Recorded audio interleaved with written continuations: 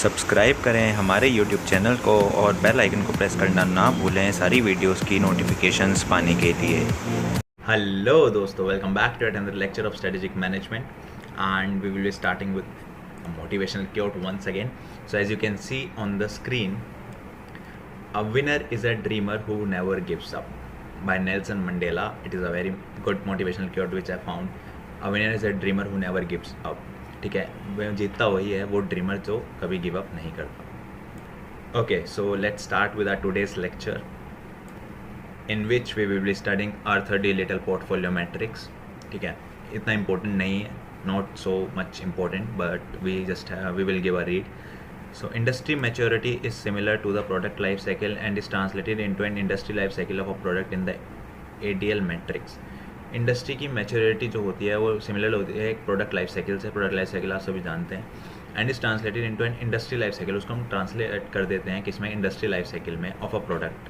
एक प्रोडक्ट की industry life cycle क्या होगी इन द आइडियल मैट्रिक्स. ठीक है, when investigating the concepts of the competitive position is it important to answer the following two questions. जब हम investigate कर रहे होते हैं कॉम्पिटिटिव पोजीशन एक ऑर्गेनाइजेशन की, तो दो क्वेश्चन हमें पता होने चाहिए. हम ये देखेंगे कि how strong is the organisation strategic position, कि ऑर्गेनाइजेशन की स्ट्रेटेजिक पोजीशन कितनी स्ट्रॉन्ग है. And at what stage of its life cycle is the industry segment, किस स्टेज, कौन सी लाइफ साइकिल की स्टेज पर उसकी इंडस्ट्री या फिर वो सेगमेंट है. So as you can see in the model below, Arthur D. Little ADL matrix is highlighted, in which the combination of various stages in the competitive position and in the industry maturity are decisive for an organization strategy. जैसे आप देख सकते हैं ये एक ADL matrix given है. ठीक है, यहाँ पे dominant, strong, favourable, tenable, weak, competitive position है और यहाँ पे इंडस्ट्री लाइफ साइकिल स्टेज है एम्ब्रियोनिक ग्रोथ, मैच्योर, एजिंग. ठीक है, तो ये सिर्फ आपके अंडरस्टैंडिंग पर्सपेक्टिव से है, इसको आप रीड कर लेना.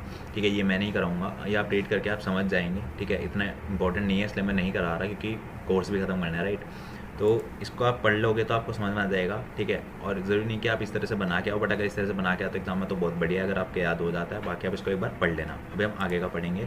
The purpose of the matrix is to establish the appropriateness of a particular strategy in relation to this two dimension. तो पर्पस क्या है मैट्रिक्स का, एस्टेब्लिश करना appropriateness of a particular strategy इन दो डायमेंशंस को लेते हुए. ठीक है, the position within the life cycle and the company is determined in relation to 8 external factors of the evolutionary stage of industry. The position within the life cycle and the company, life cycle और company के बीच की जो position है वो determined होते हैं in relation to 8 external factor. 8 external factors पे depend करती है. ठीक है, these are market growth rate, right, growth potential, breadth of product line, number of competitors, spread of market share among competitors, customer loyalty, entry barriers and technology. ठीक है, ये कुछ हैं बाहर के जो फैक्टर्स हैं, एक्सटर्नल फैक्टर्स जिन पर डिपेंड करता है position of life cycle and the company. ठीक है, now if we see the company position, competitive position of a company's SBU. Yes, I hope now it is visible. The competitive position of a company's SBU or product line can be classified as, जो competitive position है company की small business unit की या product line की, उसको हम कैसे classify कर सकते हैं. Dominant, it is comparatively a rare situation where the SBU enjoys monopoly position or very strong market ability of its products. This may be due to high level of anti-barriers or protected technology leadership. Dominant मतलब क्या होता है, dominant मतलब किसी को, dominant मतलब होता है दबाव डालने एक तरीके से. ठीक है, ये बहुत कंपेरेटिवली रेयर सिचुएशन होती है जहाँ पे SBU की मोनोपोली होती है, SBU की मोनोपोली होती है, स्मॉल बिजनेस यूनिट की मोनोपोली होती है. मतलब मोनोपोली मतलब कि एक सिंगल बंदा ही, जैसे सपोज करो आपका कोई बिजनेस है, आपका टेलीकॉम इंडस्ट्री का बिजनेस है. ठीक है, उसमें सिर्फ आप अकेले ही और कोई कंपनी नहीं है. सपोज सिर्फ जियो कंपनी है और कोई कंपनी नहीं है, एयरटेल, वोडाफोन, तो वो मोनोपोली हो गई. ठीक है, और very strong market ability of its products, या फिर जियो की जैसे बहुत स्ट्रॉन्ग मार्केट एबिलिटी है तो वो भी एक तरह से डोमिनेंट हो गया. ठीक है, this may be due to high level of entry barriers और प्रोटेक्टेड टेक्नोलॉजी लीडरशिप. या तो टेक्नोलॉजी नहीं है दूसरे कंपटीटर्स के पास, या फिर high level of entry barriers हैं, मतलब कि दूसरे बिजनेस नहीं आ सकते उसमें जल्दी से. ठीक है, strong, when an SBU enjoy strong competitive position it can afford to choke out its own strategies without too much concern for the competitors. जब SBU की एक स्ट्रॉन्ग कॉम्पिटिटिव पोजीशन होती है, ठीक है, तो वो अपनी स्ट्रेटेजी को चेंज कर सकता है, कॉम्पिटिटर्स को ना सोचे कि कॉम्पिटिटर्स क्या कर रहे हैं, क्योंकि उसको पता है कि अगर वो अपनी स्ट्रेटेजी को चेंज करके भी लाएगा तो भी कस्टमर उसी के पास जाएंगे. तो वहाँ पे आता है स्ट्रॉन्ग. ठीक है, favourable, in this competitive position no firm will enjoy dominant market share and the competition will be intense. Favourable मतलब इस कॉम्पिटेटिव पोजीशन में कोई भी फर्म जो है डोमिनेंट मार्केट शेयर इंजॉय नहीं कर सकता और कॉम्पिटिशन बहुत तगड़ा होगा। द स्ट्रेटेजी फॉर्मुलेशन में depends on the competitor moves. Strategy हम कॉम्पिटिटर को देखते हुए बनाएंगे कि कॉम्पिटिटर हमारा क्या कर रहा है। The market leader will have a reasonable degree of freedom. ठीक है, मार्केट लीडर के पास एक रीजनेबल डिग्री ऑफ फ्रीडम होगा, यानी कि कुछ भी कर दे। ठीक है, एक रीजनेबल डिग्री होगा, मतलब कुछ लिमिट्स होंगी। Analysis of their product portfolio and learning from them would help others while framing their own strategy. तो प्रोडक्ट पोर्टफोलियो, ठीक है, एनालाइज करेंगे दूसरी कंपनीज के और उनसे सीखेंगे अपनी कुछ स्ट्रेटेजी बनाते हुए कि हमें कैसे अपनी स्ट्रेटेजी को बनाना है और कैसे अपने बिजनेस को एक्सपेंड करना है। Fourth one is tenable. The tenable competitive position implies that a firm can survive through specialisation and focus. Tenable competitive position बताती है कि फर्म जो है स्पेशलाइजेशन और फोकस से इंप्रूव कर सकता है, सर्वाइव कर सकता है। These firms are vulnerable to stiff competition in the market, मतलब कि they can withstand with cost focus and differentiation focus strategies.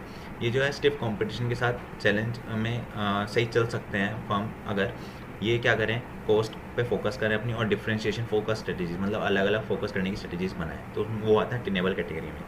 Week category में क्या कौन कौन से आते हैं? The weak firms will generally show poor performance दिखाते हैं। They can withstand with niche strategy and can become strong players in their area. ये बहुत ही अलग स्ट्रेटेजी बना सकते हैं और कैसे चल सकते हैं, बहुत निच स्ट्रेटेजी बना के और अपने एरिया में स्ट्रॉन्ग प्लेयर्स बन सकते हैं। ठीक है, they are consistent weak performance में नीड टू डाइवेस्ट और withdraw from the product line. या तो उनको जो उनकी कंसिस्टेंट वीक परफॉर्मेंस है उसको वहाँ से उस प्रोडक्ट लाइन में जहाँ पे वीक परफॉर्मेंस है वहाँ से हटा लो या फिर उसको डाइवर्सिफाई कर दो, डाइवर्स अलग कर दो। ठीक है, तो ये 5 पॉइंट्स थे, dominant, strong, favourable, tenable and weak. ठीक है, जो आपको याद करने बहुत ज़रूरी है। ठीक है, यही था अर्थोडी रिटेल पोर्टफोलियो मैट्रिक्स। बाकी एक बार आप वो चार्ट पढ़ लेंगे तो आपको और कॉन्सेप्ट्स की अंडरस्टैंडिंग आ जाएगी। ठीक है, इंपॉर्टेंट नहीं है ज़्यादा इसलिए मैं नहीं पढ़ा रहा हूँ, बाकी आप एक बार रीड ज़रूर कर लेना। सो इस वीडियो में इतना ही। नेक्स्ट वीडियो में हम पढ़ेंगे stages in strategic planning. That's it. As I always say, do like because like is equals to motivation, and if you are new to this channel then don't forget to subscribe and hit the bell icon so that you receive each and every update. See you all in the next video. All the best.